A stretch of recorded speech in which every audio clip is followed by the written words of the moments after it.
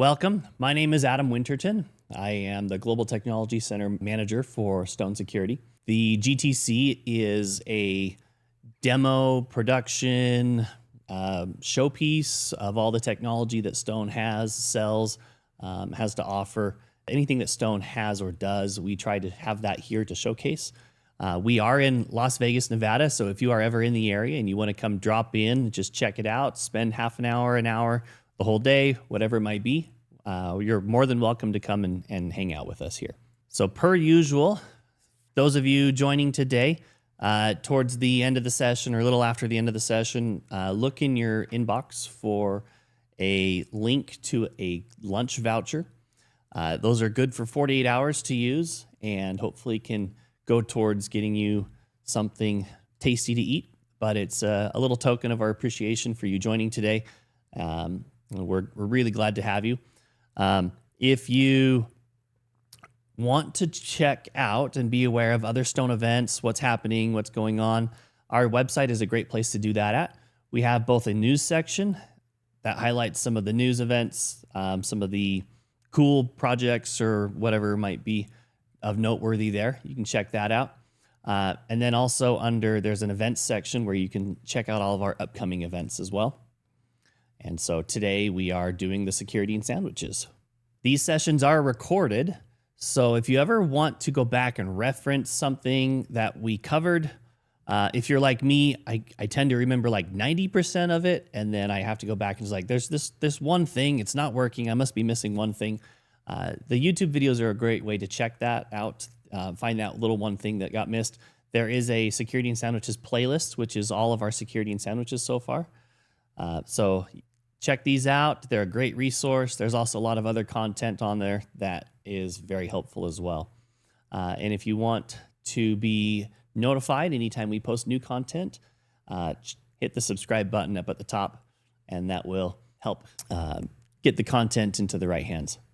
We are going to be covering Milestone today. We're going to specifically be looking at rules, events that can trigger rules, things that we can do with rules, like the actions that happen on the back half of it.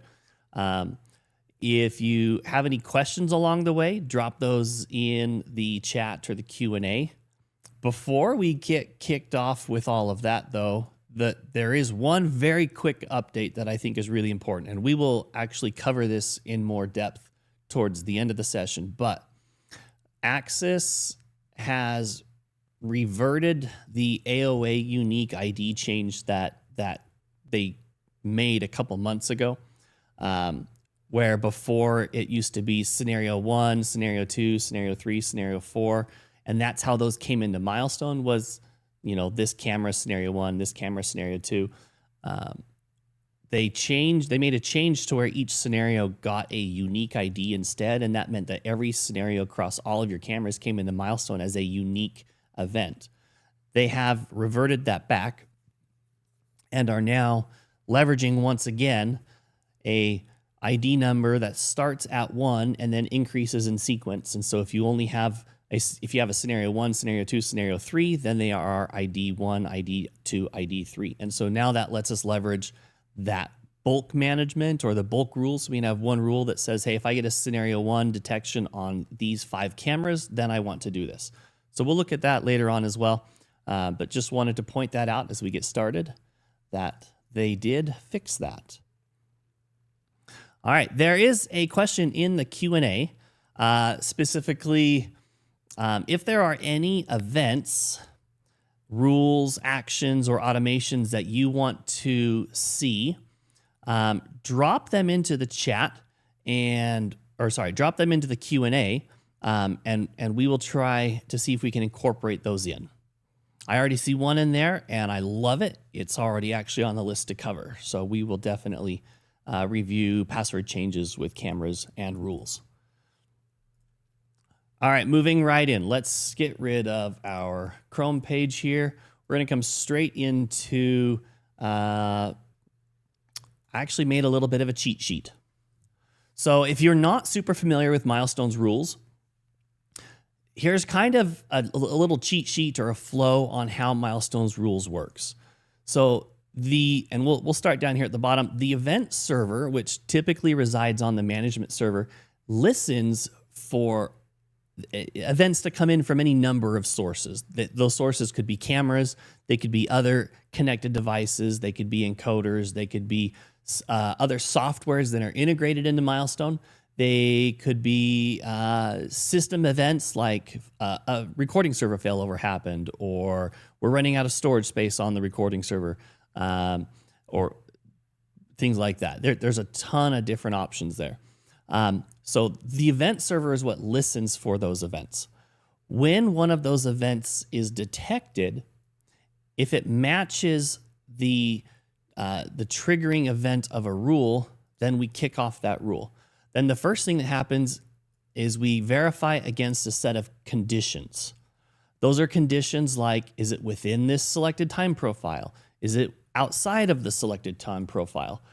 Is it within a start time to end time? So we could say, is it within the period, the time period of 8 a.m. to 5 p.m.? Is it on a Tuesday, Wednesday, or Thursday? We don't care if it happens on a Friday, whatever it might be. Is it happening while there is a failover active? Is it happening while a failover is inactive? And so on. If the event conditions are met, if they're valid, then we will pass out to the true, out to the yes side, and then we will kick off our actions. Some actions and some events have stop conditions as well. And so if there are stop conditions, then we will be able to verify and validate those stop conditions at that point. Those are, again, perform stop action on event, perform stop action after a period of time. So we could say after 5 minutes, we're going to turn some things off, or we can say no stop action. So if our conditions are true, are valid, are met, then we're going to proceed down to the stop action section. And then once those are executed, we end the rule. And so that's the general process for how a rule flows. At any point, if we get the event trigger back here at the rule start, but the conditions aren't met, so we say we want it to only be within business hours, and this event happens at night, then it's going to say, no, that's not met, and it's going to kick it out to the end. So it won't actually trigger that rule. So there's kind of some ways to filter and create some conditions in there. Now, what does not exist in this format is the ability to use multiple triggering events to kick off a rule. So we can't say, I need this input to be active and this AOA scenario to fire. I can't use both of those in conjunction with each other as my triggering condition. So, but there is a workaround which we may look at if we have enough time. All right, and so that's kind of the gist of it. Basically, the types of rules, that's the first thing we have to figure out. Is this a rule going to be based on an event? Is this a rule based on a time interval? Or is this a rule based on a recurring time? And then we've got the list of actions. I only put a sampling of these here because there is a long list. And what I have in my list will be different from what's in your list depending on the features and capabilities of the devices in our system. So where do we actually find these and see these? They show up. So let's go to rules. And we're going to create a new rule. We always want to give our rules a name. We'll just call this one testing for now because we're just going to use it to look at what the events are and what's possible. Depending on how large your system is or how many events is, opening these hyperlinks may be very immediate or it may take a little bit longer. But what's happening here, so we can select here's the perform an action on event, perform an action in a time interval, perform an action on a recurring time. These events is probably going to be the one that you use the most. And so we'll click on event. The blue links down here are hyperlinks that will open up additional dialog boxes so that we can make the selections for those links. So again, it just takes a moment. Okay, So these are the lists of events that we have so far, and I'll expand it out and we will look at this. So we have hardware events, device events, external events, recording server events, system monitor events, other access control, LPR, and analytic events. And then if you have integrations, like I have access control integrated into Milestone, we have events for access control. We have LPR running here at the GTC, so we'll have the possibility of LPR events. We have some Evolve weapons detection lanes that are integrated into Milestone as well, so we have events that are generated from that plugin. You may have additional events here as well. So, but hardware, that's referring to, if you kind of think of the structure of Milestone, on the recording servers tab, we have the list of hardware, and that's the physical device that gets installed somewhere that takes the cat, the cat cable, the data connection. It has the MAC address. That hardware device is comprised of multiple individual devices. So the devices here, that's our camera, microphone, speaker, metadata, inputs and outputs. So as you look at these, keep in mind of that context. So under hardware and devices, we have two sections. We have configurable events and predefined events. Predefined events, it's going to be a pretty short list. These are events that are predefined within Milestone. So for example, communication error hardware, communication started, communication stopped. Milestone is monitoring the devices that are attached to it, the hardware that's attached to it, and is watching for communication errors. So if you wanted to have a rule that says, send me an email every time a camera goes offline, these are typically the ones that you want to leverage for that. Error or stopped, depending on how quick you want the alert, and so on. For devices, we have, again, predefined events. We have bookmark reference requested, communication error for the device, communication started for the device and stopped for the device.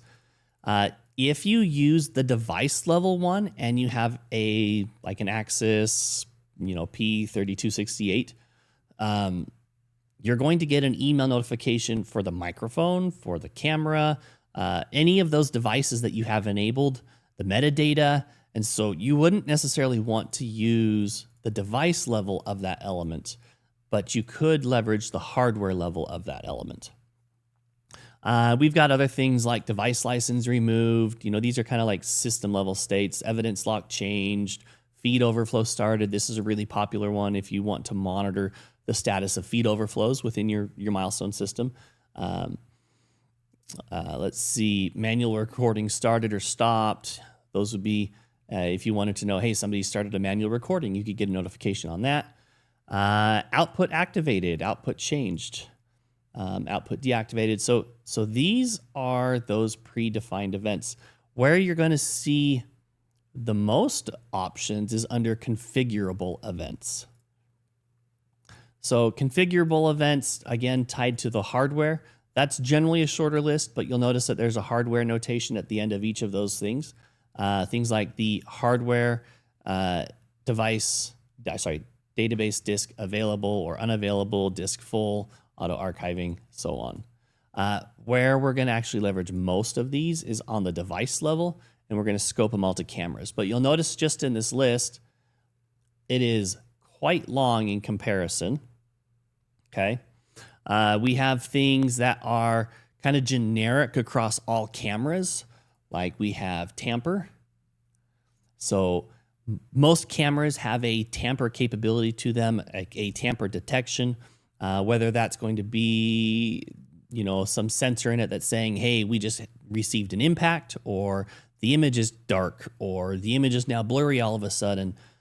Things along those lines would be considered tampering. So there are generic events that we can leverage for those sorts of things. Now, not everything here, just because I see it, doesn't mean I have a device capable of telling me that that event happened. For example, I have a U-turn. I don't think I have any device in my system that's actually capable of telling me that there was a U-turn, so a vehicle made a U-turn. So some of these exist just by default, but then others are more dynamic, and you will see in the list if the device supports that. So you'll see we have all of these object analytics scenarios. You'll notice that we've got the health monitoring, advanced health monitoring. This is an Access application on the newer devices. We've got a bunch of others: audio rising, audio falling, audio events, different things along those lines. Okay. So let's see. Let's collapse that. So that's the devices. External events is going to be things like your predefined events, request play audio message, request start recording, request stop recording. Those are system level events that are tied to devices. Generic events. These are the defined generic events that you create along with the user-defined events. So these are created under the user-defined events and the generic events over here on the left-hand side under the rules and events section. And you define these to be what you need for whatever the rule or criteria is that you're setting up. But you can use these as event triggers. So some of these, like you could do a user-defined event as a overlay button on a camera. And when somebody clicks that, what they're actually doing is they are firing off this event. And if this event is the triggering side of a rule, then we kick off the rest of that rule. By itself, though, without a rule, these events typically don't do anything. They're just kind of dead end. You can click them all you want. Recording servers, we've got triggers based off of our archive available, unavailable, archiving not finished, database archiving session ended, database deleting recordings before set retention size, before set retention time, disk full. And so we are auto archiving to the next tier, or disk full. And so we're now having to delete things before we intend to. Database full, auto archiving, database repair. All of these are different recording server events that we can now use as rules to trigger or monitor or modify our system in any certain way. Failover started, failover stopped. We'll look at some of these as we build out some specific rules as well. System monitor. So the system monitor, that is, we'll pull this up, system monitor. That is Milestone's monitoring module, which is telling us what is the status of our servers. All of my servers are in the green, so we're getting green statuses here. If I click on recording servers, I just have the one, and we can see that CPU, memory, free space, retention time, everything there is good. If we click on all servers, now we've got all of the different services. We've got the recording server, event server, log server, LPR, mobile, management, API gateway, and alarm service. And we can see that everything there that we would need to be mindful of is showing green. These are configurable, like the thresholds for when this goes from green to, from good to warning to critical. Those thresholds are configurable. And you do that in the management client under the system monitor and system monitor thresholds. You'll set those up there. And I think we'll probably do a session on that in the future because that is left default on systems the most. And so we can go over how to customize those to benefit from that reporting. And then we get the same thing with cameras. So we can create custom groupings of these cameras as well. We could do all of our exterior cameras, all of our interior cameras. You have ability to customize how those groups are created. And then so we can see that the status, we've got let me bring that out. There's our device name. We've got live frames per second, recording frames per second, use space. Some of these are showing as offline. For example, like this M5000 I know is offline right now, as well as the body worns because they're not getting an active connection. Of course, they're going to show offline until they come back. But we can see pretty quickly the state of most of our system. But we can use this as an event trigger to say, hey, for some reason, my recording server CPU has reached a critical level, or maybe we're getting up into the warning level. So we've got CPU usage critical, normal, CPU usage undefined, warning. We can do the same thing with GPU. We can do the same thing with memory. So if my RAM, if you have an event server which runs your maps and everything else, if your event server is regularly creeping up there on its memory usage, you can do a memory usage warning to say maybe, hey, I got to go in and restart the service if necessary, or maybe it becomes so frequent that we need to allocate some additional RAM to that server. Services available as well. So that's the server level, and then we've got similar things for the camera, live FPS, recording, use space, and so on. We've got we've got disk space triggers, and we've got storage space triggers. Storage is going to be tied to the retention time. Disk is tied to the amount of free space that is available to use. We have some others, so automatic license activation. If you have that enabled on your system, so anytime you add devices, it will automatically refresh the license. You don't have to do that as a secondary step. If that ever fails, you could use that to trigger failover management server started. So if you are leveraging Milestone's management server failover, then anytime you get a failover event, you could use this as the trigger for that. Scheduled password change completed successful, completed with errors, change started. We can use each of those as rule triggers, and smart wall changed, system configuration changed. Anyway, we can keep going down through the list. We've got access control events and categories. So these are the individual events. We can take those events and we can customize the categories that they belong to, so we can create categories for that. LPR is going to be things about the server. Is the server up and running? Is it having issues? Is it not responding? Match lists. Do we get any matches to a list? If we do, then we can trigger a rule from that.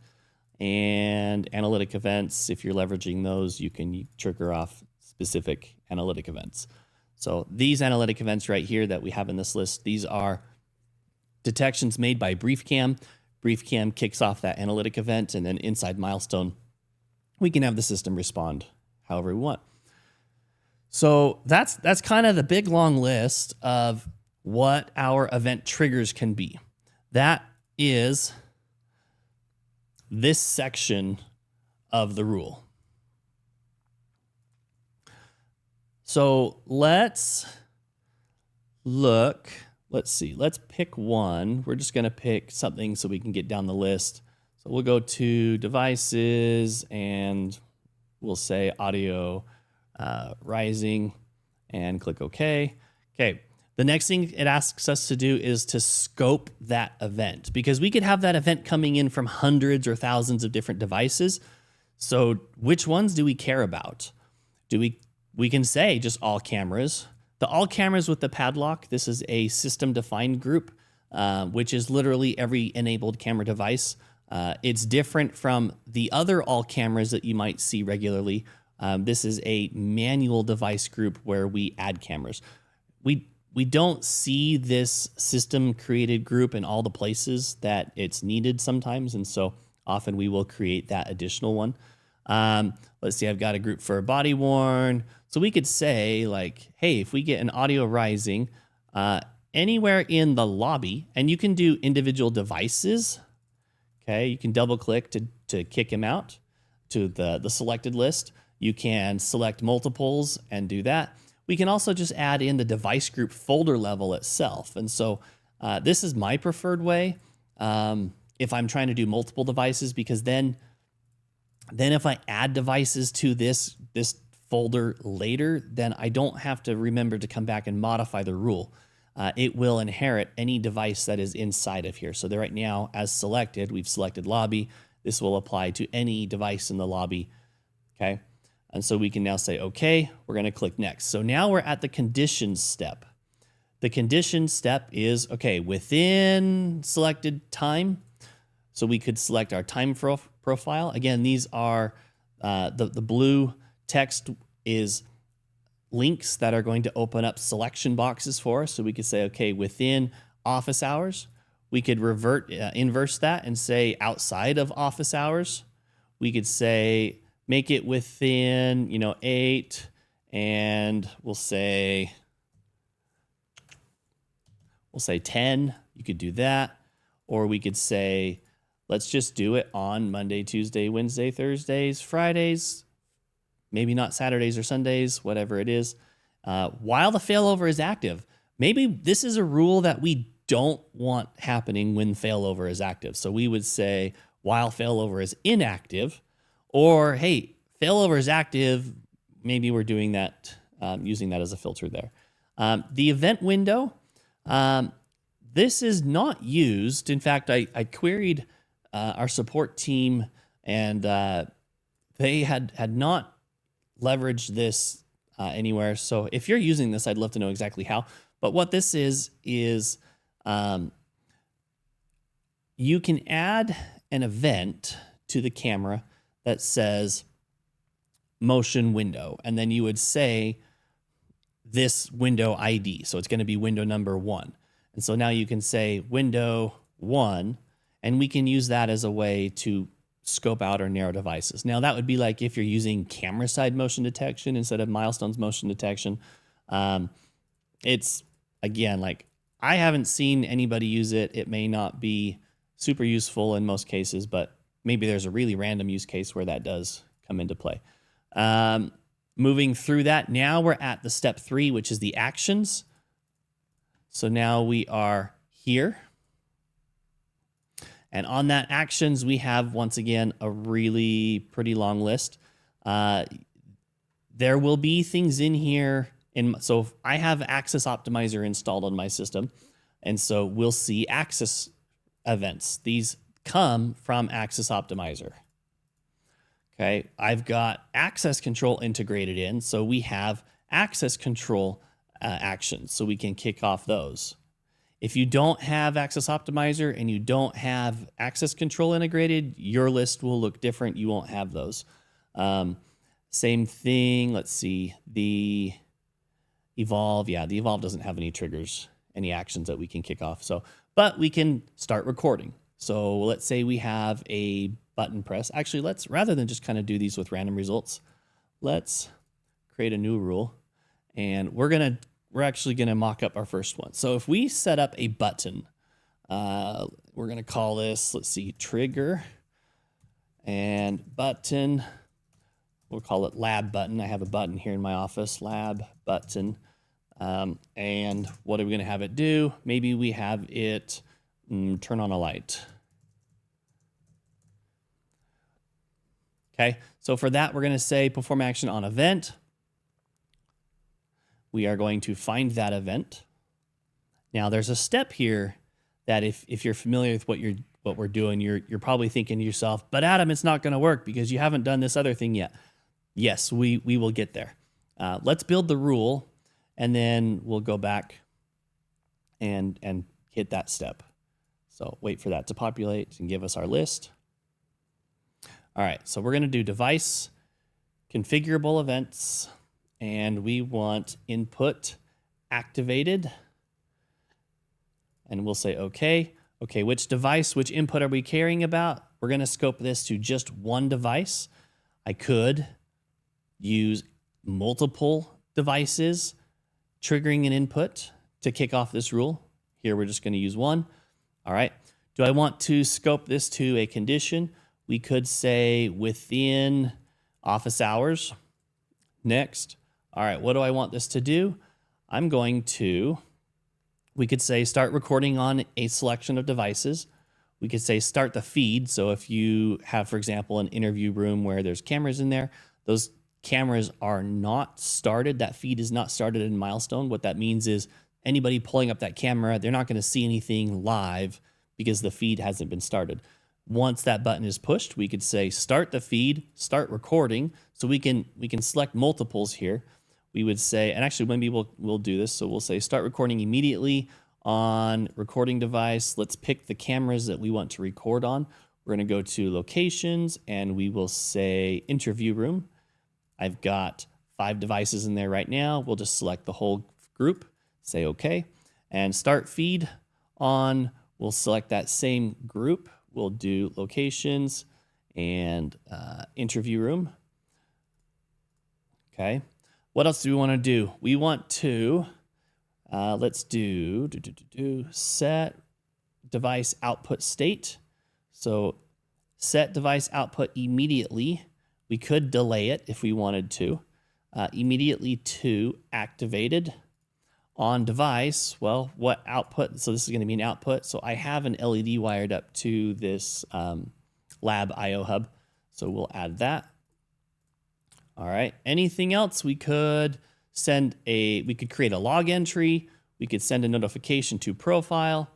There's a bunch of different options in here. And really the best way to get familiar with it, if you don't have a button you can use, is you can do a user-defined event. You can manually trigger that user-defined event and watch the different actions as it kicks them off.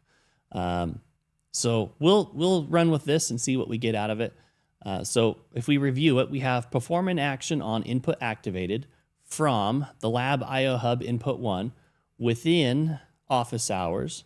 And we are going to start recording immediately on the interview room. We're going to start the feed on the interview room if it isn't already started.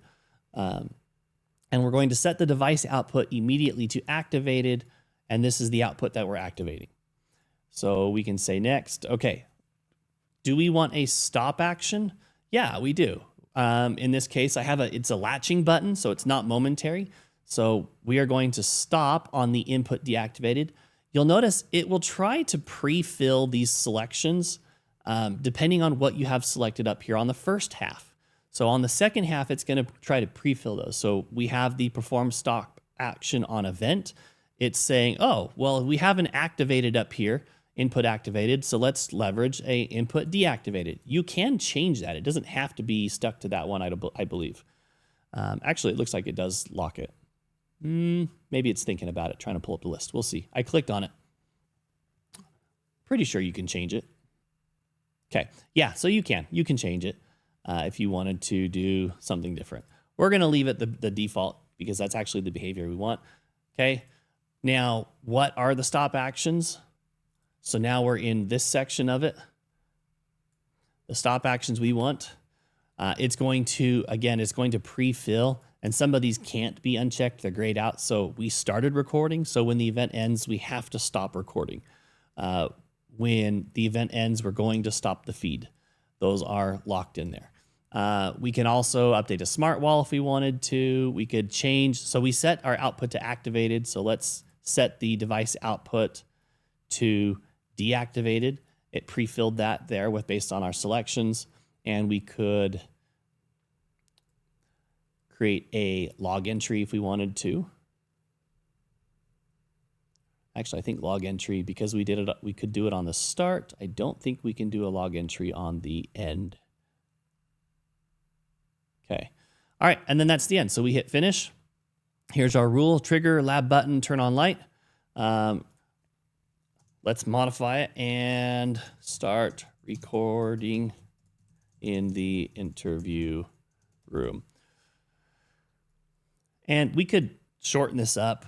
We could put that in the description and just say this is the lab button and this is what we're going to do with it, and save. And so here's my little button. Okay. Before we kick that off though, we need to we're going to go to recording server. We're going to go down to that lab IO hub, which is the device it's plugged into. So I've got a button that's physically wired into this Axis D3110 on input 1. So, and then my lights are wired to the output 2. All right. So we want to make sure that on the input we have our event. This is that part, that first step that you may have caught on is like, well, it's not going to work because you don't have that. So to add these, if they're not here, which they aren't by default, okay? So by default, if you want to enable an output or an input, you come in, you hit add, and you're going to select the type of event that you want.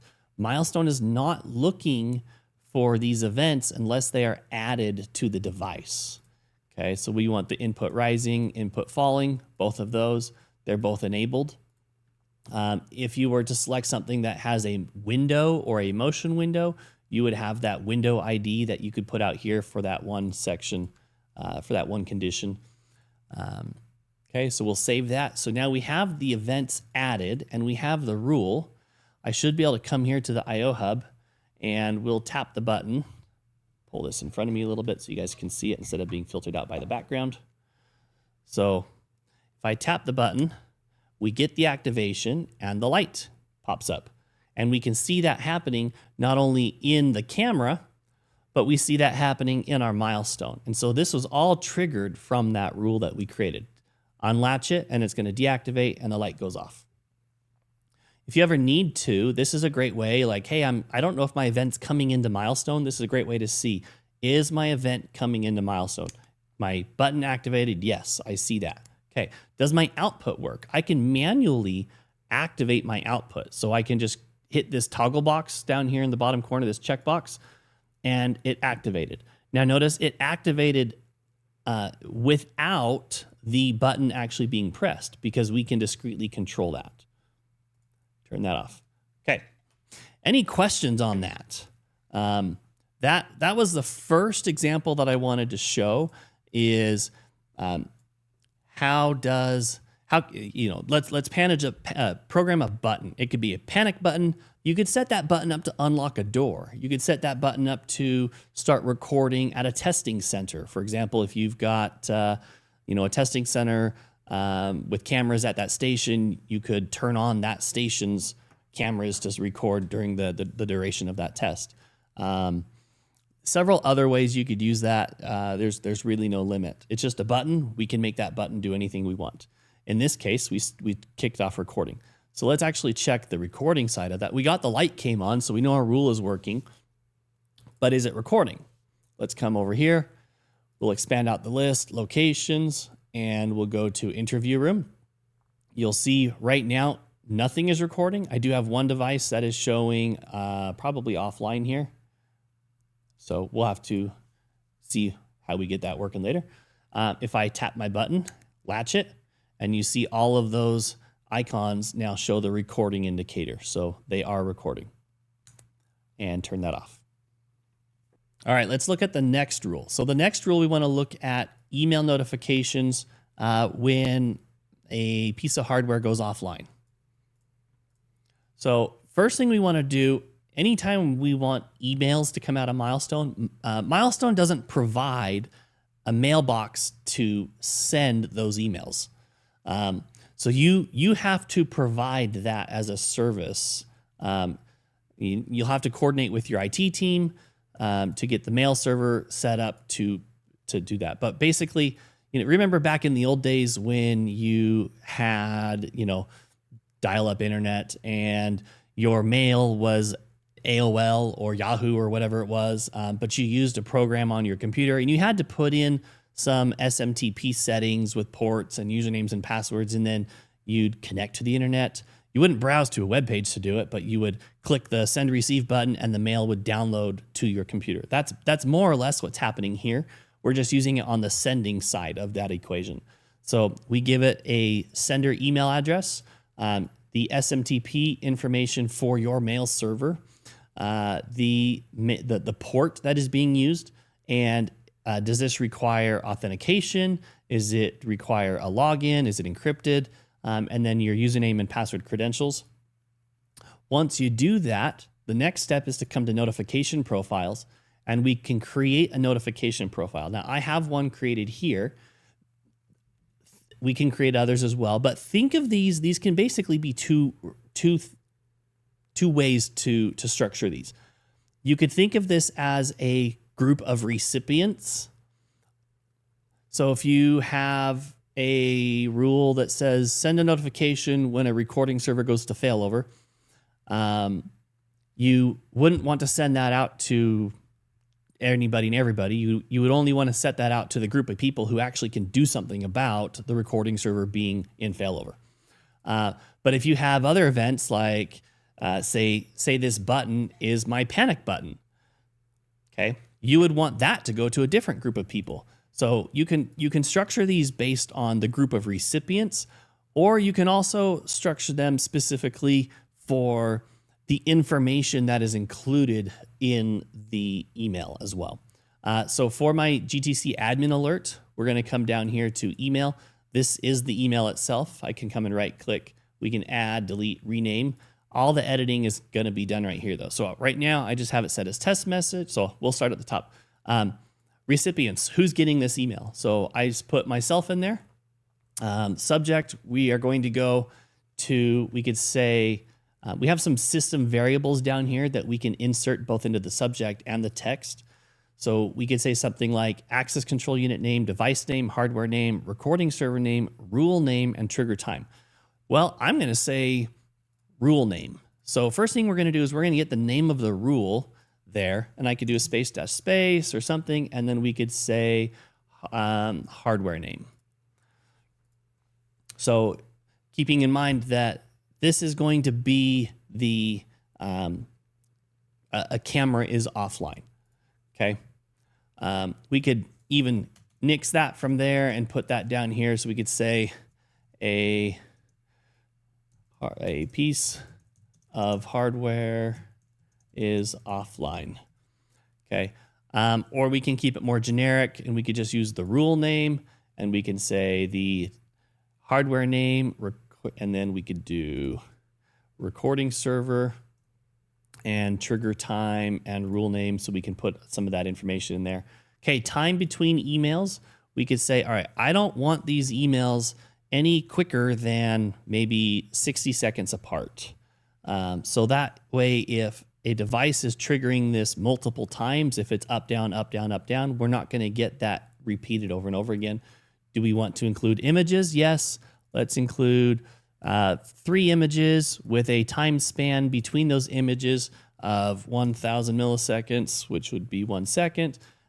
Include AVI. You can include an embedded AVI, but it's going to delay this when that email is received because 1, it's going to increase the file size, and 2, it has to generate that AVI first. And as we know from our exporting with Milestone, AVIs are the slowest way of generating embeds. But you could generate an AVI if you wanted to include that. You have the time before, time after, and the frame rate to select there. Embed email images. So this is a checkbox that's going to control, do I want those images to be part of the body of the message, or do I want those emails to be attachments to the message? So I like to have them embedded because it makes it easier to view the email. I get the email, I can scroll and see them right there, and I don't have to like open and download individual attachments to see that. So that is the rule. Now we can hit test email. Mail sent successfully. If there's ever an issue, you'll get a wrench icon down here that you can click that will give you the details on why that message was not sent. Usually it's going to come down to authentication. Let me pull up my email here and see if I can trigger a send receive for this to come in. And I'll pull the email over, which will show the test. Might take a minute because I am relaying this through a third-party service since Gmail has taken away the option of SMTP. Let me check my junk. It may have gone to junk since I did just set this up last night. Or it might just take a moment or not come through at all. It did send. If it doesn't come into my inbox, then it's going to be on the receiving end of my inbox. It may just take a moment. We'll keep an eye on that, see if it comes in. All right, but let's look at now. We have that created. We have our notification profile created. Now we can actually leverage it in rules. So let's go to create a new rule. We're going to call this notification because that's what the rule is doing. I like to kind of categorize my rules so that when I'm looking for it, I don't just have this long list of names that don't make sense. So let's see, notification, email, when camera goes offline. Okay, perform an action on event. Yes, the event is the hardware going offline. So we'll see that when it comes up here in a moment.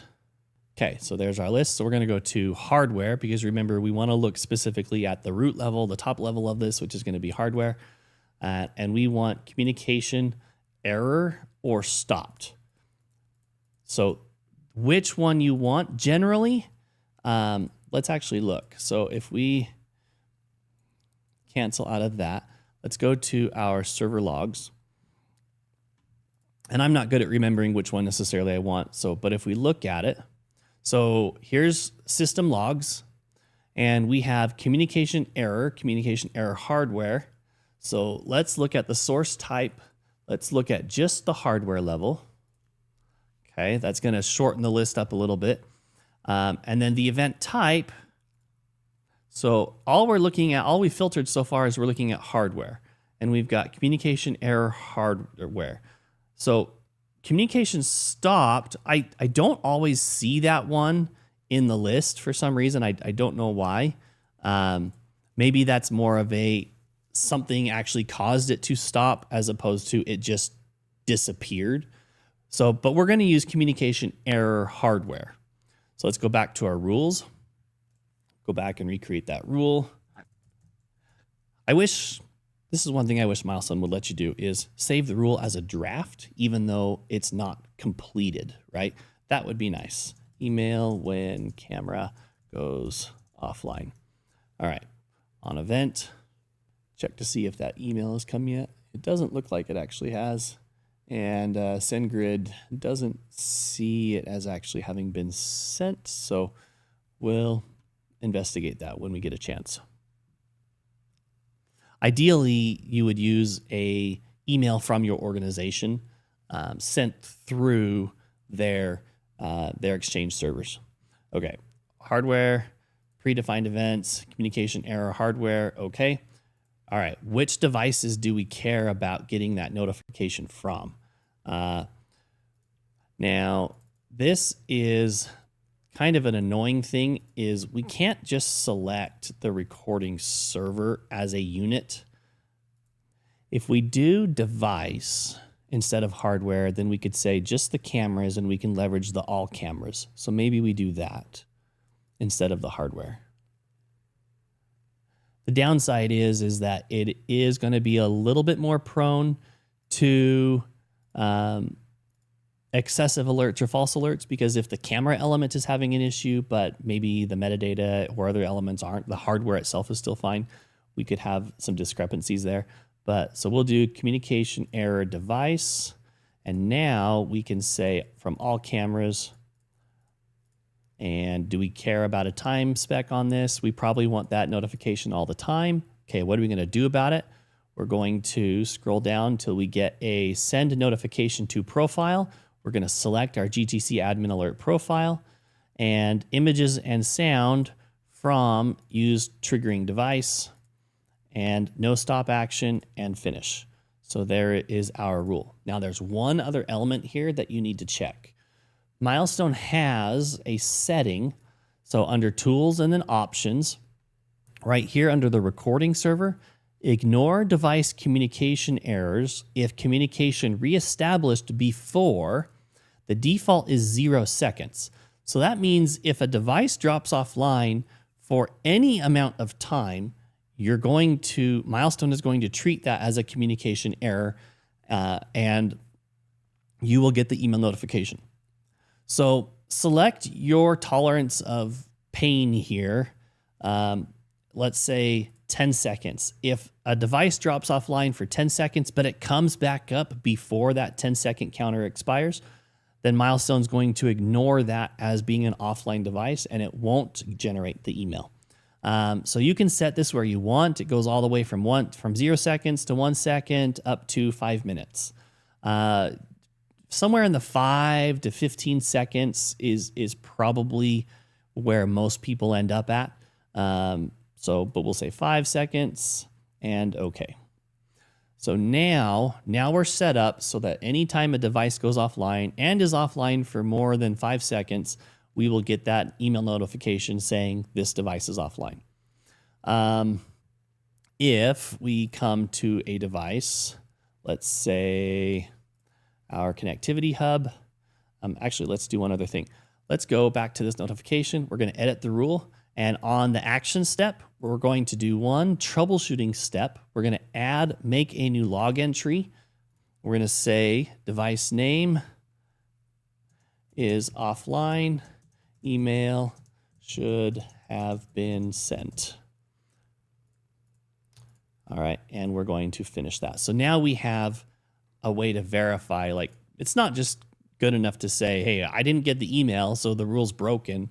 We want to see which part of the rule is broken. So now if I go like this, and if actually it's just sitting here on the desk next to me, I'll just unplug it. So my D3110 is offline now. I was just going to restart it, but this will be easier. So here it is. In a moment here, these should be changing to the, yep, there we go, the exclamation mark, because that device is offline.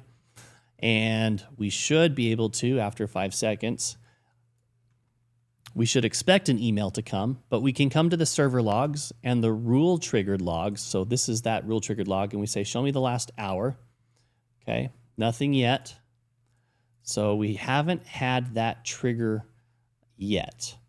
Okay, we can come to system logs, look at the last hour, and here's the I/O hub. So communication error on the hardware.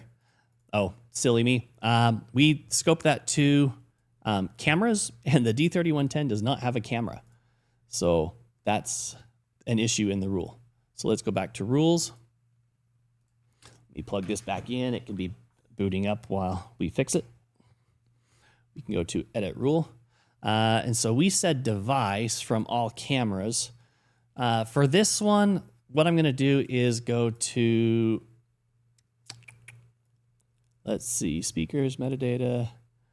We can't select inputs or outputs, and we don't have the other ones selected there. Those are all camera devices. So in fact, what I actually need to do is for this type of device that doesn't have a camera, we're actually going to have to use the communication, the hardware device, the hardware element instead of the device element. Okay, so we are going to go back up to hardware, predefined events, and we're going to say communication error at the hardware. Now we have to say, okay, what hardware? Since we're testing specifically with the I/O box, I'm just going to come down and specifically select the I/O box. We could select others as well. It won't make a difference for our demo. But now we have all that, and we can say finish. Let's change this instead of device name. Let's say, well, we don't have a hardware name, so I guess device name will be the same. So we should be good there. Hit OK, finish. Oh, we need to, because we don't have, there's no audio, there's no images. So we can't send images and sound on this, so we'll have to say no to that. And finish. There we go. The nice thing is that the rules engine is going to kind of check your work as you go, and if there's something in there that's an error, it's going to adjust that. So we'll adjust this email when non-camera devices go offline. We could duplicate that. We could say copy rule, and we could say take off the copy part of it and take off the non-camera. We can now edit this to say we'll point this one back to the devices, and we'll set this one up to be for the cameras instead. That way we've got both options there. Okay, so let's do device, predefined. Device communication error for the device. What devices? All cameras add. Okay. And we want to use the triggering device for images. Now, why would you want images from a device that's gone offline? Well, because maybe it's useful to know if somebody threw rocks at it and that's why the device is offline, or something along those lines. So, but we have that same log entry, so we can say finish now. So we have both rules now set up and ready for us. One of them is looking at non-camera devices, so we're looking at the hardware level, and we've specified the specific hardwares to look at. The other is looking at the camera devices, watching for those to go offline. All right, so let's go to, I will come back up here to the recording server. We'll watch that go offline. So here's the IO hub. It's currently showing online. It's unplugged. And within 5 seconds, it should now say it offline. That 5-second value is what we set in our settings. There it goes. So showing us offline. And now we can go to our rules. Sorry, we want to go to server logs, rule triggered logs. And there we go. We have one. Now it didn't have a device name because it was looking at the hardware. So we would have to tweak that in our email. Make sure that that shows the right way. But we see the source, we see the event type. It was a communication error tied to the hardware. Here's the rule that triggered it, and here's the service that triggered the events. It was the recording service. So we should, if the emails are working, we should get an email saying this message right here. So I'll pull this over. This was the sample message that we sent when we tested its functionality. So we had email notification was triggered by undefined, attachments are. So because there wasn't a device tied to this, it doesn't know how to fill in those variables that we specified. So it's just going to say undefined. Here's the message and hardware name, recorder name, trigger name, rule name. So that is a great way of kind of keeping tabs on your devices. If we look at, what's the next example we want to walk through? Email notification when recording server goes into failover. It's going to be very similar. So we can go back to our rules. We can even leverage very much like the same notification. We can just copy, and we're going to change the name. Email when recording server goes into failover. Or we can shorten that up, you know, email recording server failover active. Okay, so our performance action on our trigger is going to be different. So we'll change that. Check really quick, see if that device offline email came in. There it is. So here's the non-camera device goes offline notification email. So this email notification was triggered by Lab IO Hub. Notification message, Lab IO Hub. Here's the recording server it's attached to. This is the time. This was the rule that triggered it.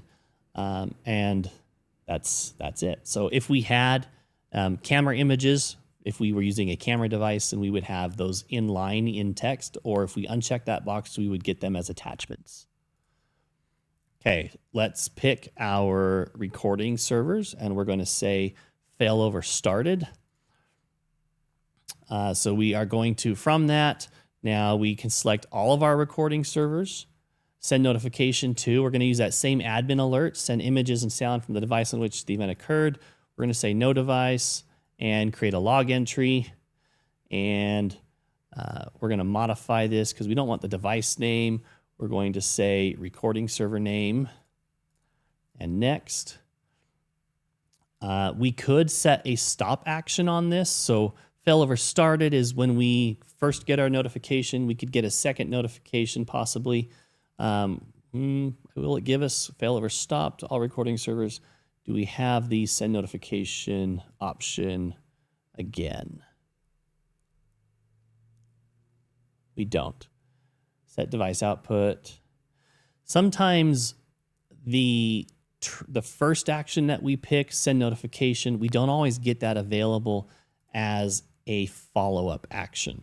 But in this case, what you could do is you could just create a second rule that says perform an action on failover stopped, send notification on that. So here we'll go back, we'll say no action performed on end, and now if my recording server goes into failover, we'll get that email notification. Okay, let's look at some slightly more exciting ones. We could say, let's see. Let me check the Q&A really quick. I think we just still have just the one in there. Yeah. Okay. I want to save that one kind of towards the end. So we will look at automatic password rotation. We've got some time. So before we jump into there, let's look at an access intercom. So right here, this guy, here's an access intercom. And this has a physical button on it. So this is an Axis I8116. It looks like this. So it has a physical button. We can see that if we go to System and Accessories. So here is button, port 1 is a call button, port 2 is an input, port 3 is tampering, port 4 is relay. These can be customized how you want, but in this case, the usage is, it can be tied to the door, custom, or tampering. In this one, we want the button. So this is going to be the actual button. It's the call button. It's an input, and it's normally open.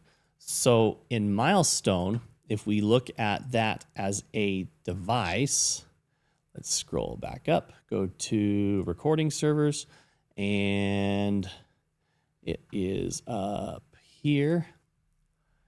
Okay, that's the one in the back. Here's the one in the front. So we have me unhide disabled devices. So this is everything associated with that. We've got our camera. We've got a camera 2. We've got microphone, speaker, metadata, and then we have inputs and outputs. So here is input. It's port number 1. And this is the actual, this is what's configured as the input for that physical button on the front of the device. And we have our events. So we have input rising and input falling. And now in our rules, and I have this one programmed already, intercom front door. Okay, so let's go to edit rule. What we're doing here is perform an action on input activated from which input? Input 1 on the front intercom.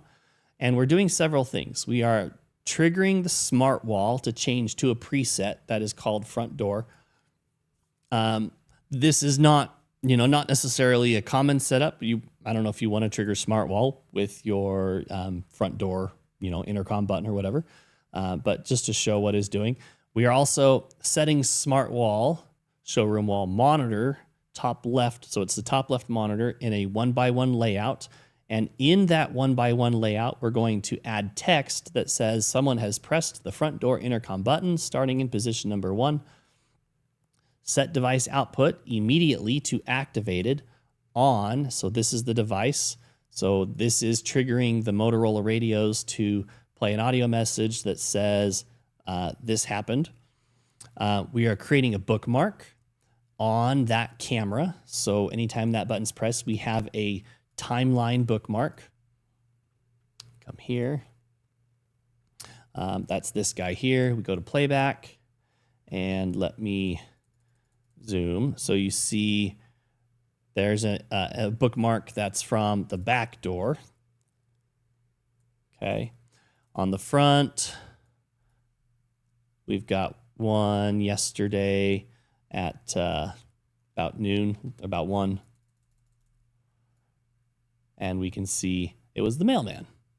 Push the button as he came in, which sends off. Well, let's look. So it modifies the smart wall.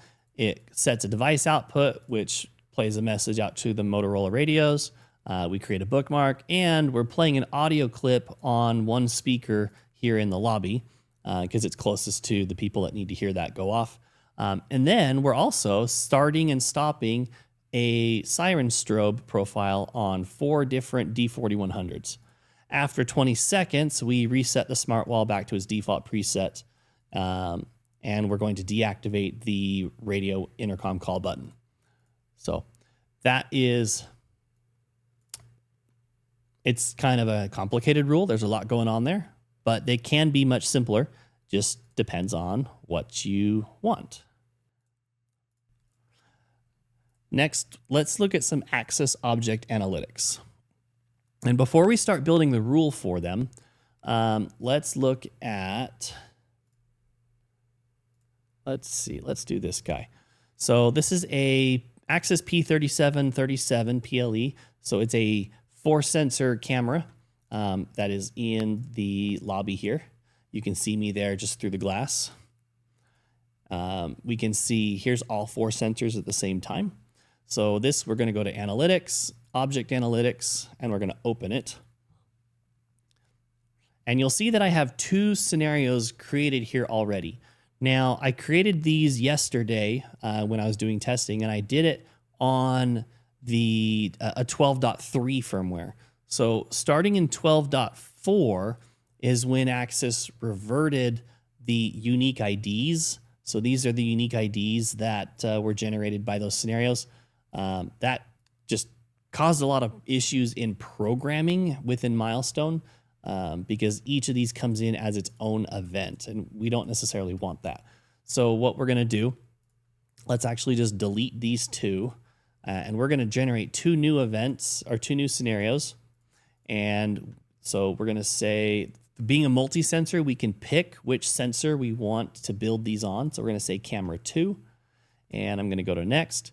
We're going to do object in area, line crossing, time in area, crossline counting, occupancy in area, or tailgating. These are the AI-based detections that we have available on this device. We have non-AI-based as well, like motion in an area or motion line crossing. These are motion-driven, and you're going to get a lot of false positives there, but they do still exist for legacy reasons. But we like to use the AI-based detections. This one in particular, we're going to use time in area. We're going to say next. Okay, what are we looking for? Let's look for cars, bus, trucks, and other.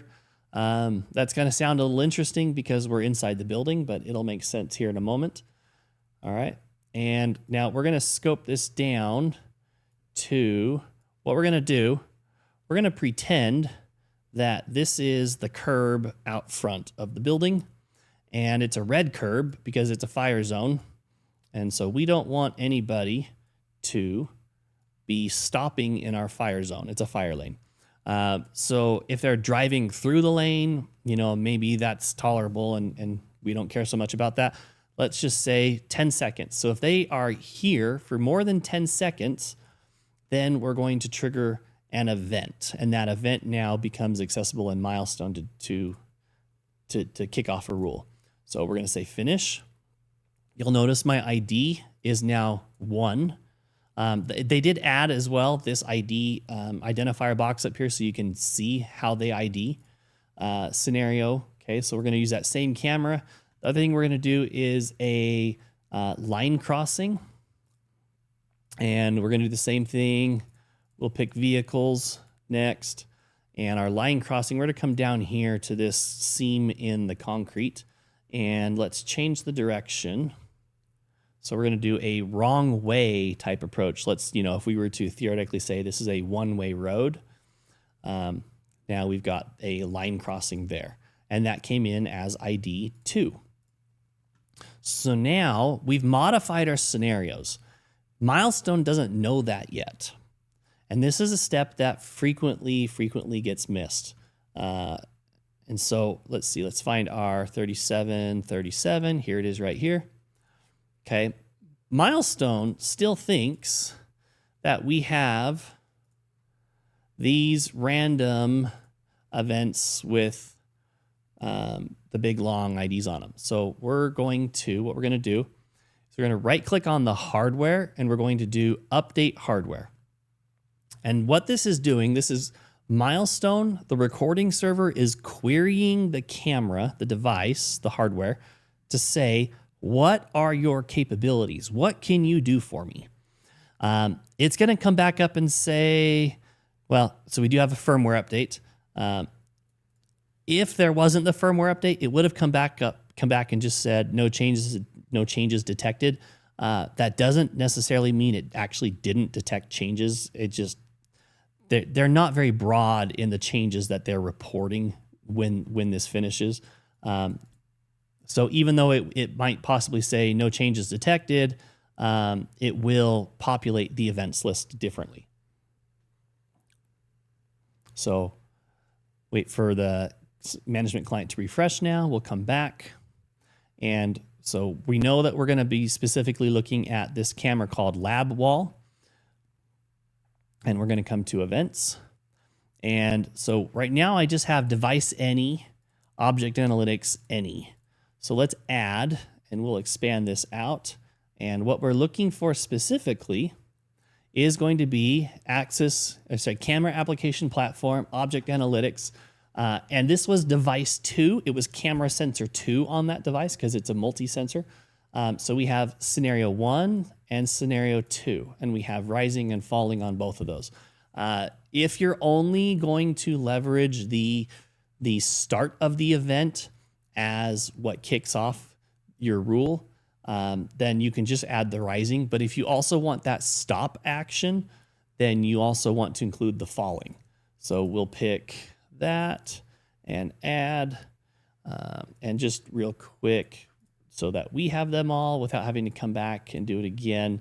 We're just going to add quickly all of those object analytics devices. Okay, so now we have scenario 1, device 2, scenario 1, rising and falling, and device 2, scenario 2, rising and falling. And they're all enabled. So Milestone is now monitoring the event server for these events. Now we can hit save. And so now we can use that to do something. So we can say rules, and we're going to create a new rule. Perform an action on event. What's the event? It's an access object analytics. So we'll pick that from the devices configurable events section. And while that's doing that, let me actually just come and make sure that the battery didn't turn off or time out. Okay, we're still good.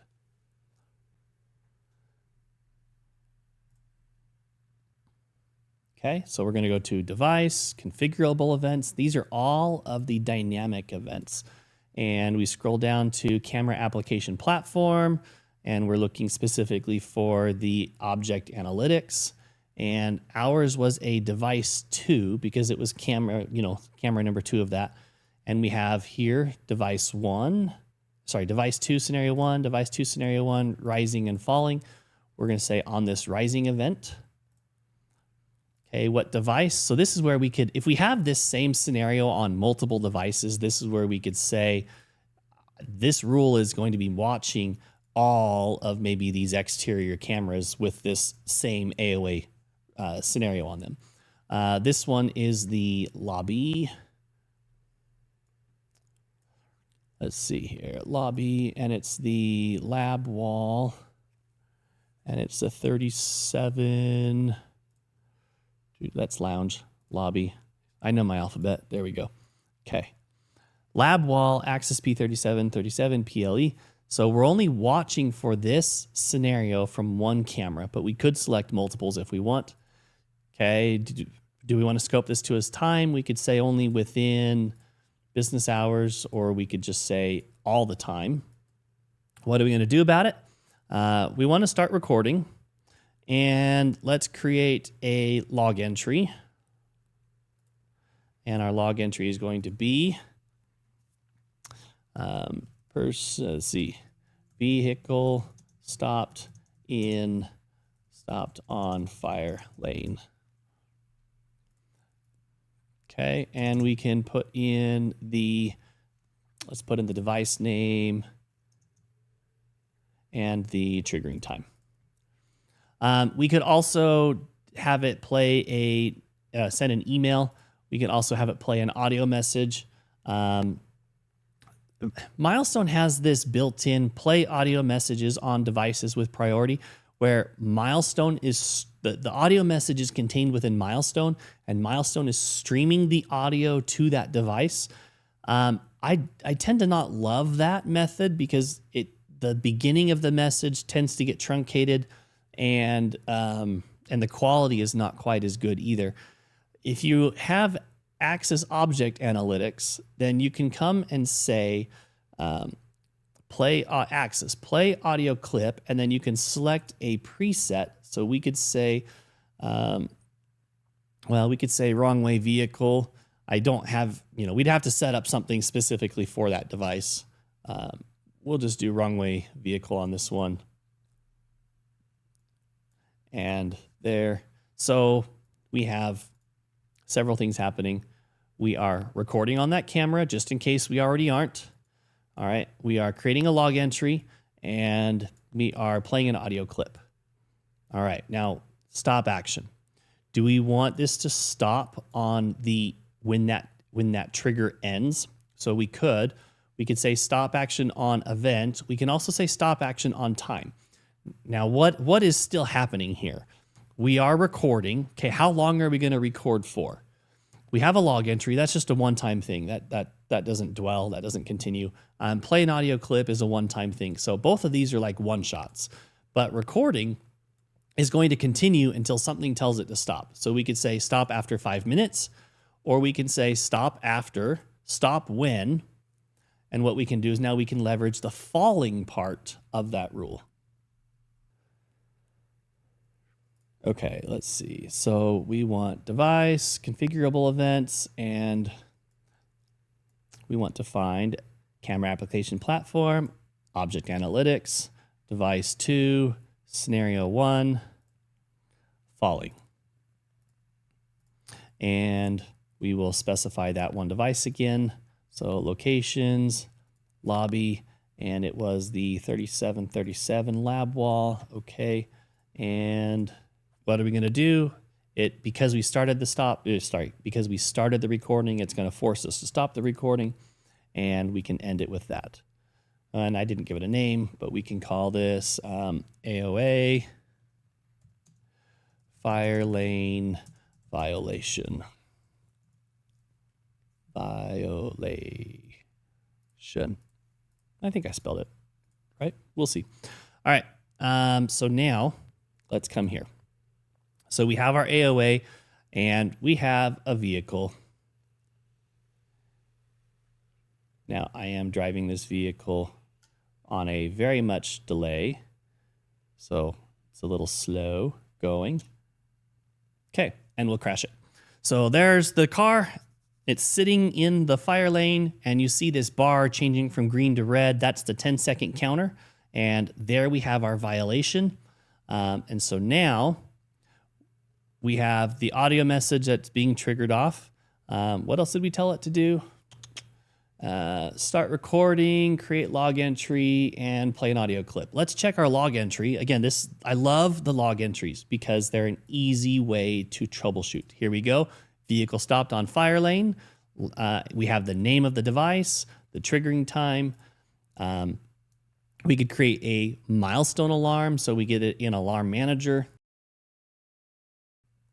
And let's see, we also have it recording. So let's see if that camera is recording at the moment. It is. Okay. And I can drive that away out of the zone.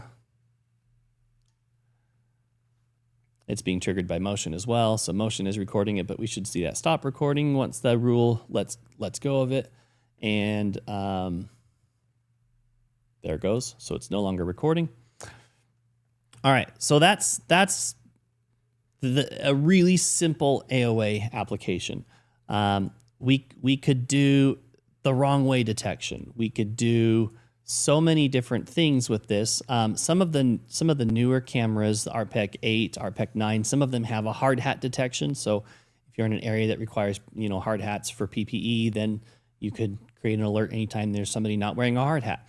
If you have crossline counting, if all you want to do is just keep track of how many vehicles or people or whatever cross this line, and we want to reset the counts at midnight, we could, let's see, counting settings, event interval.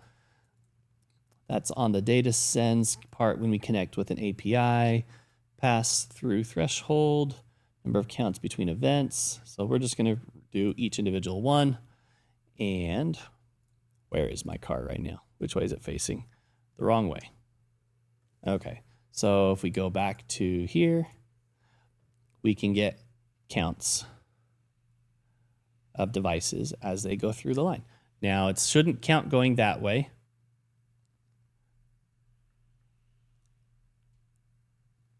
This is about a 30-second delay. All right, here we go. So vehicle crossing the line. It detected it as a car, and we had a +1 on the car tally. You could use that tied to rules. There's just so many different options, really. All right. Let's look at password rotations. Actually, before we do that, I want to show one really quick thing.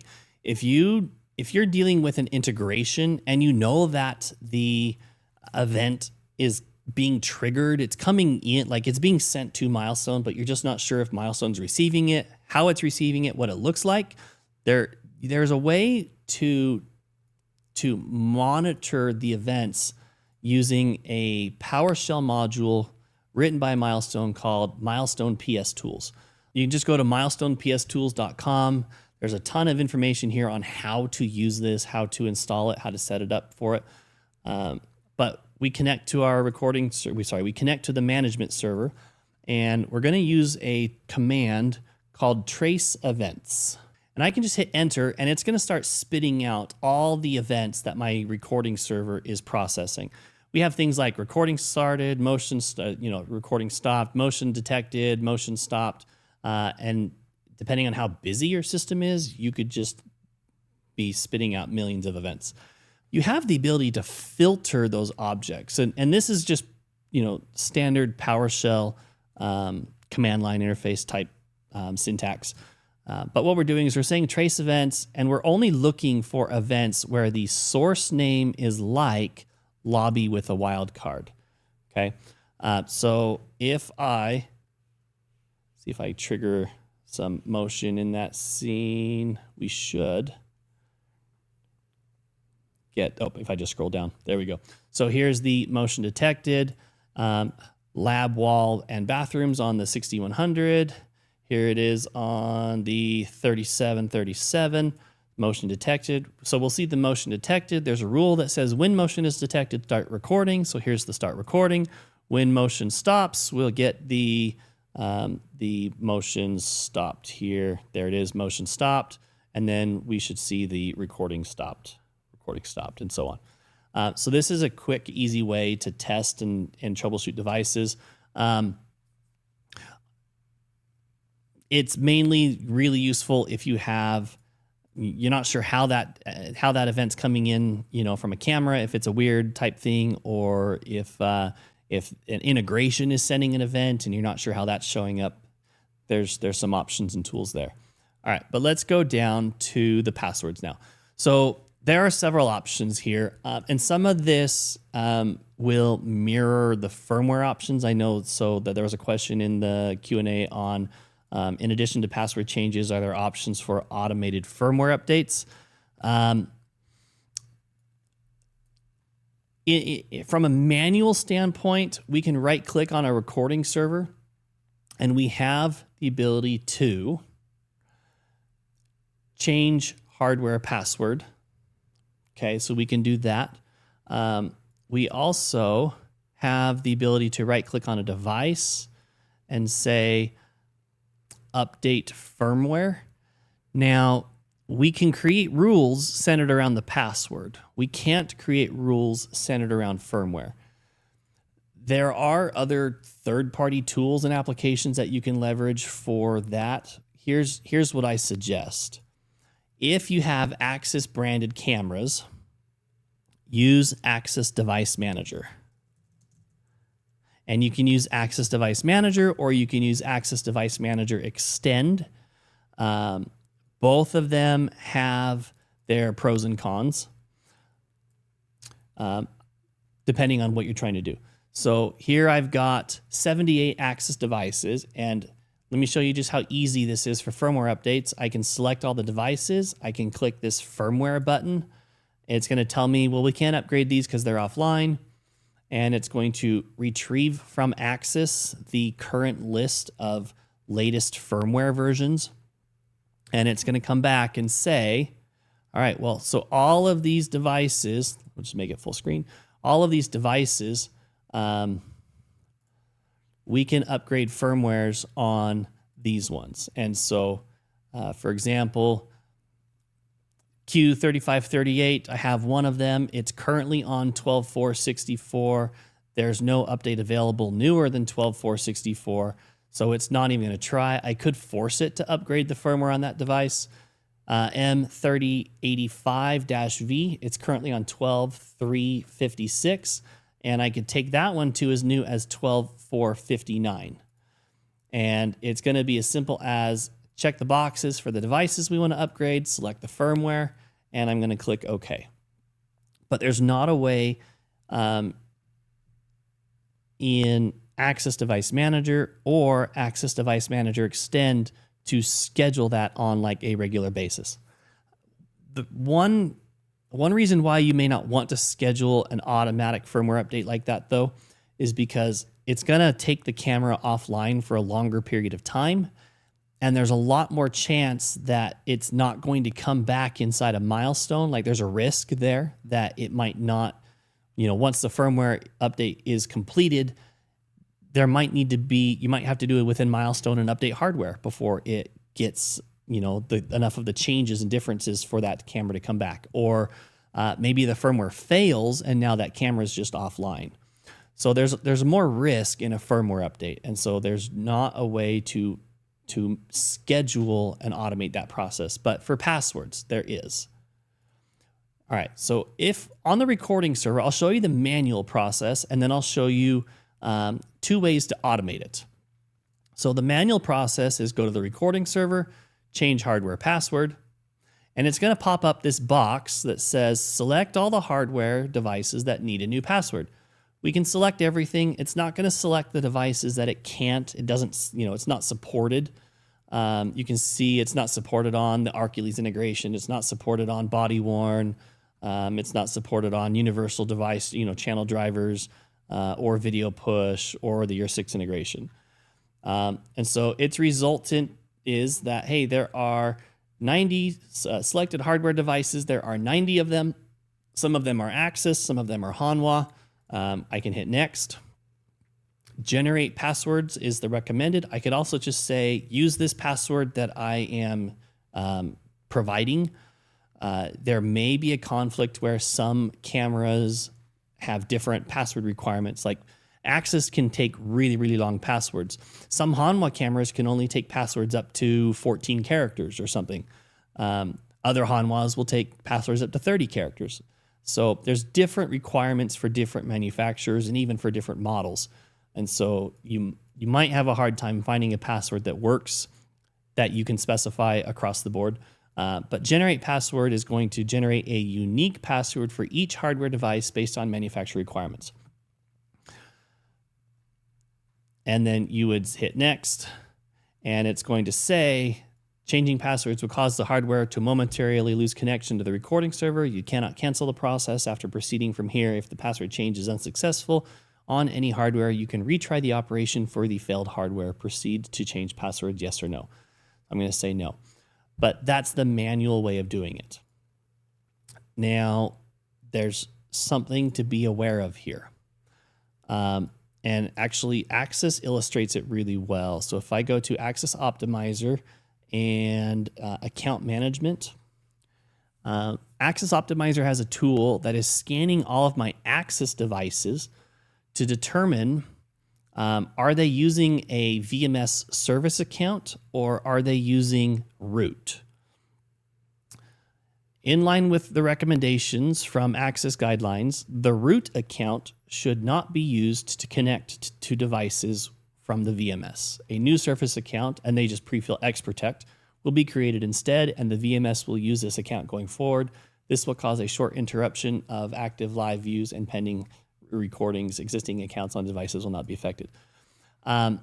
So what this is saying is, if your cameras, come up to the recording server, if your cameras have been connected to Milestone using root, then that is not following current best practices.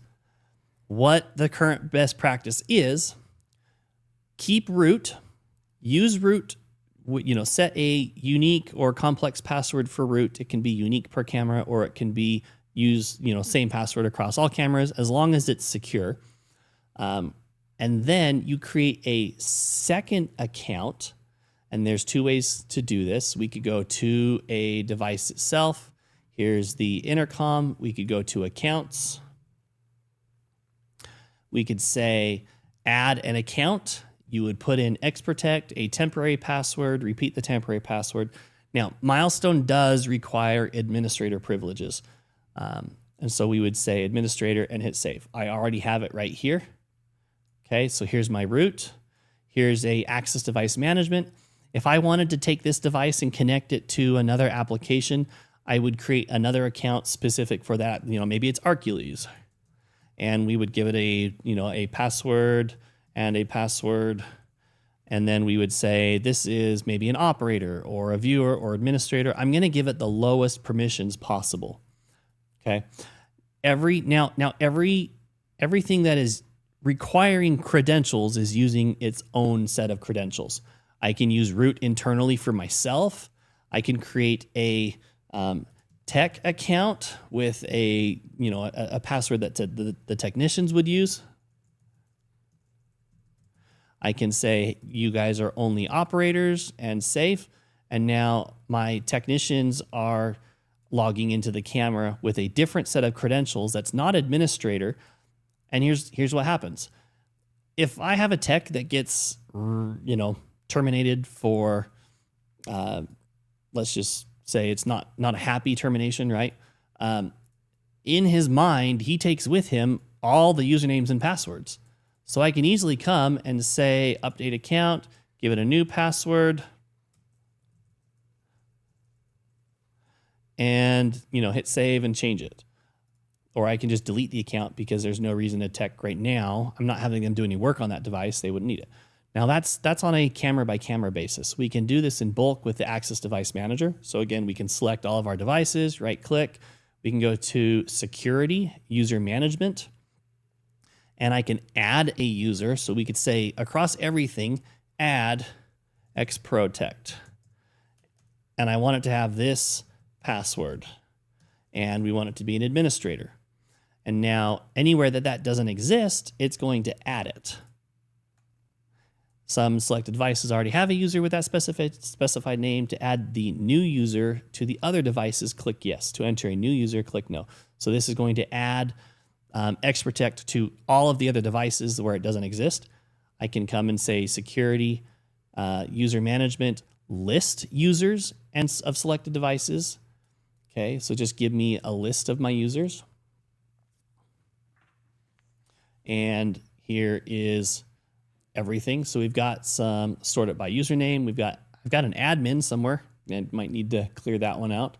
Access device management. This is what Access Device Manager Extend, ADM Extend adds, is a device management user. I've got something with a D11110 username, elements. So these cameras are using elements. This camera is using Node-RED. This camera is using a user called radar tracking. So it's paired. It's a queue. It's a radar paired with the PTZ. And the radar is telling the PTZ where to go. And rather than give it root, all I'm doing is giving it a user with a radar tracking user with its own password and giving it viewer permissions.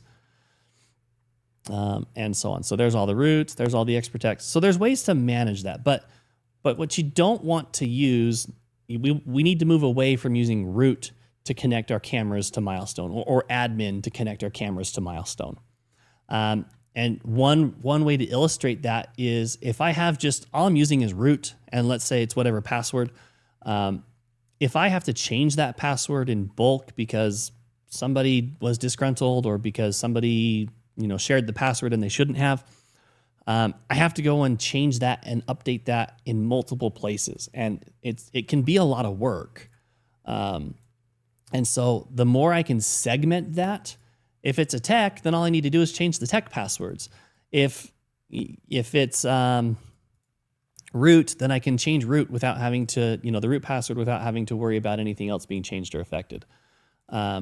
If it's Milestone's password, so in this case, XProtect with its password, then what I can do is it can just rotate. I can change it manually, or I can change on a rotation. So let's get to the rotation part of it now that we've kind of discussed that. So we're going to go to rules. we're going to create a new rule. We're going to do this on a recurring time. Before I forget, let's give it a name. So we're going to call this a task. Scheduled password rotation. All right. So I'm going to click on is executed on a recurring time, and I'm going to say monthly on the 1st. And I can say I want this to happen overnight, or maybe I want it to happen during the day, so I can monitor, its progress. You pick your start and end time. You pick your start time and the frequency that you want. It could be weekly, it could be daily. That would be a little excessive, probably on the daily side of things. Monthly is normal. You could say every the first Monday. Actually, that'd be better. That way, it's not going to kick off on we'll say the first Tuesday. That way, it doesn't happen on a weekend. We could say every other month. You've got the controls there. So we'll say okay. All right. So we did the first Tuesday of every month at 1400, which is 2 p.m. So I want to do this only probably while failover is inactive.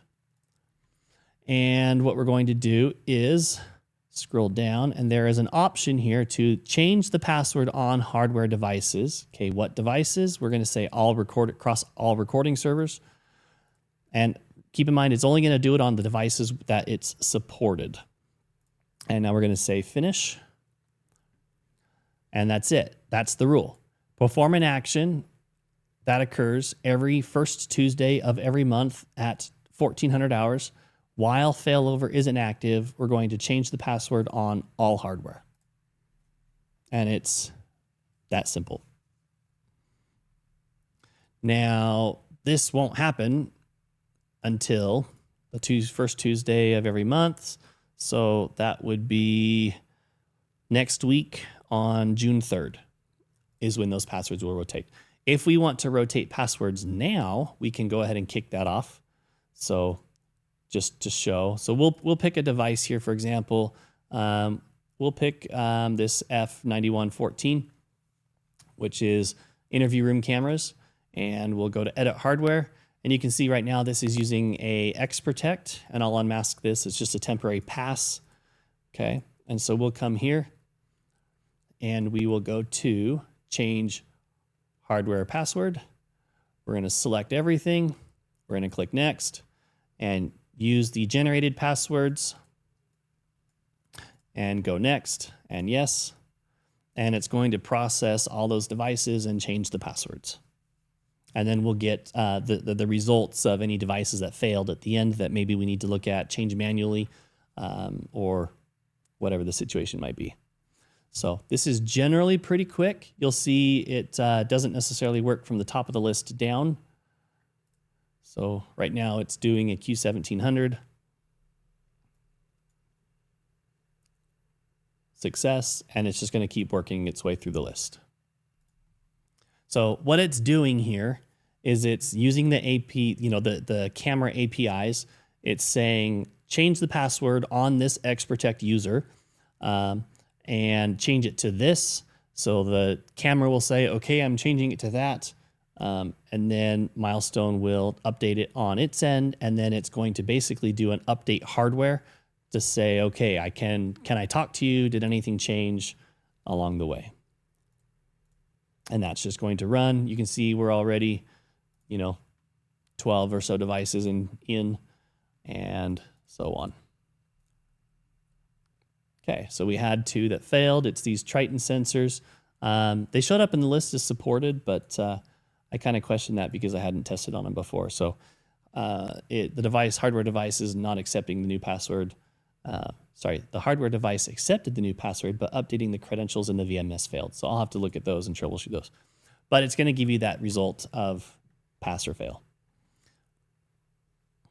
Any questions on the changing passwords element? I know that was brought up on a couple different parts.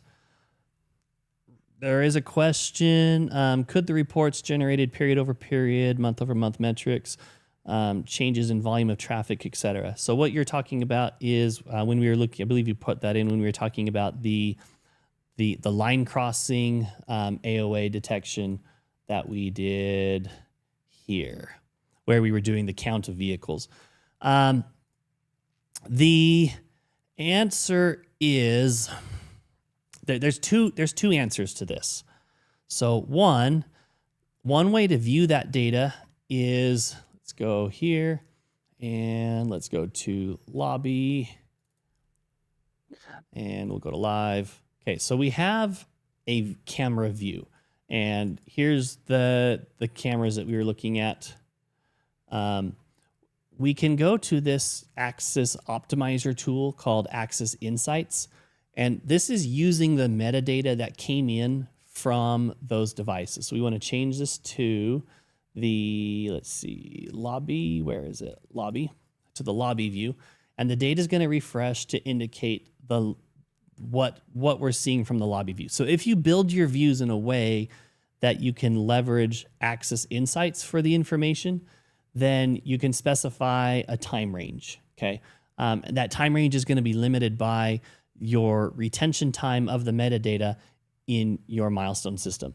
So we could say 30 days, and it's going to gather that data and show us some graphs and some information there. Now, the reason I say there were two answers and it depends is because it really depends on what you're looking for. Generally what we see here in Axis Insights is kind of broad, general data. And my experience is that most people, when they're wanting to get data out, they tend to be looking at something more specific. There's a very specific thing that they're looking for. And so with that, there isn't a tool available to do that. Axis did have it back with Axis Store Reporter and Axis Store Data Manager. Those products were end of life though, or soon to be end of life, and they haven't announced a replacement to it yet. But what can be done is you can use the APIs and you can build your own custom dashboard and insights. You can take the data from this and you can send it to other locations. Like it could go to Tableau or Grafana, or even your own internal thing that you make, where you are aggregating that data. So we see this a lot on people counting. How do I count people? Well, we can count people quite easily with AOA cameras, with Object Analytics, but we have to aggregate that data in some way that it's going to make sense for us to use that data. We don't just want, well, I've got 5 cameras covering the lobby, and those cameras all counted a random number of people. I don't generally want to know that. I generally tend to want to know things like how many people crossed this line today or over the last month. And so for that, we have to build something for it. And if you have a specific use case, we can internally, Stone has a dev team that we can build that and look at that for you. If you want to leverage that as a service, or there's plenty. There's a lot of documentation out there. If you want to try and explore that yourself too. Okay. Let's see, where were we? That's right, going through password changes. So let's see how far we got. Only a couple left, and we've got a couple fails. So we'll just check on what the failures are once we get those completed. One thing we can do as well, when we were going through the event triggers list, the automatic change password, we had a trigger for the start and the completion and errors. So we can use that to generate emails as well. So we had some failures. This D4100 is, I believe, offline. This is a Triton sensor. I believe this is offline as well. I know the M5000's offline. This one is offline. This one, I'm surprised this one, I believe that's online. But nothing there is standing out as like, we broke things, right? We can hit retry if we want to retry any of the faileds. We can create a report from this, and we can save that out somewhere. Let me stick it on my desktop just for easy finding.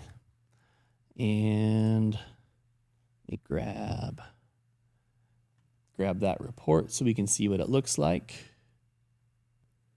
Okay, so total results, successfully changed passwords on 82 devices, and we have failed on 8, and then it will list out what those are and then what the failure was. It's generally going to be either a not supported or there was an error somewhere in the process. Once this refreshes, we'll go back and we'll look, and we will see. Let's see. I'm starting to get a bunch of emails coming in because the devices went offline for a moment. Let's see if I can find one that has images, and I can show you. There's no images on this one because it wasn't recording at the time. So it's email when device goes offline, and the email notification was triggered by showroom overview. It's a Hanwha, and so we know that those devices went offline. If we wanted to, we could create notifications on the inverse when they come back online, and then use rules in our inbox to filter those out. We looked at, I believe it was the F91 because it was the interview room cameras, and the password was previously just passed. So let's go to edit hardware, and you can see now that it now has a long, complex password, but still the XProtect user. And what this also means is that even though the password changed for Milestone, I can still connect to this device using the root and the root password because that did not change. And this allows Milestone to just sit and tinker and run in the background every month, changing and rotating the passwords. And so that stays secure, and we don't have to mess with that too much. But if we go to the rules section, let's look again at the rules that were, let's see, so they were event related. We could create rules based on that password change. As we're coming up on the end of this, any questions? It can be related to what we've been discussing or not even. I'll give you a few moments to type those while we look at this last little bit. So I believe that was under other. Scheduled password change completed successfully, completed with errors, change started. So you can get an email when the process starts. You could get an email when it completes successfully and an email when it completes with errors. I don't think it would, in this email though, tell you what devices had errors. That I'd have to play with to figure out how we get that. I wonder if there's under the device, but really it's not a device, it's a hardware. And there's not one there. That's all communication. It's not under configurable, and it's not, there's no like password option here. I wonder if we might get an email per device that had an error, is maybe what I'm wondering. Okay, well, those are the options, and we can create that rule using our notification profile. All right. Well, I hope you guys enjoyed it, found some good information. Next month, we've already selected our topics. We're going to be covering LenelS2 Elements, which is Lenel's cloud-based solution. You can do OnGuard in cloud as well as a whole solution in the cloud, but Elements is their native cloud option. And so we're going to be looking at OnGuard Elements, LenelS2 Elements, how it functions, how it works. And so it's a great software if you are like multi-site, maybe not even all connected together, but you still want that single access control system. So we'll look at that. It's what we're using internally for our own offices, as you know, for all of our different sites and things like that too. So with that, thank you again for joining. We appreciate your attendance today and hope it was useful, and we will see you next time. Thank you.